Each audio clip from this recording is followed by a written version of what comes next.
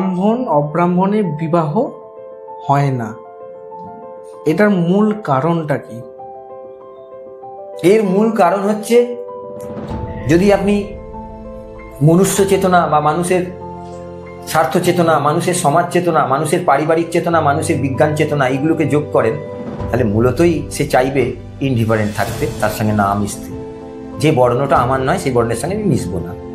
কিন্তু ইনকেস যদি মিশে যায়ও, সেক্ষেত্রে ঋষি চাণক্য বলেছিলেন, হীন কুল থেকে সুন্দরী ও সুলক্ষণা কন্যা ঘরে আনিবে, ব্রাহ্মণদেরকে ইনস্ট্রাকশন দিয়েছিলেন উনি। কিন্তু গীতায় আবার বলছে যে অব্রাহ্মণের সন্তানের সাথে ব্রাহ্মণ সন্তানের বিয়ে হলে বর্ণশঙ্কর জন্মলাভ করে। বর্ণশঙ্কর অত্যন্ত অশুভ প্রাণী হিসেবে গীতায় বর্ণনা করা আছে। তো এইগুলো এখনকার দিনে বিশদ আলোচনা না করাই উচিত, কারণ এখন এত মিক্সিং হয়ে গেছে।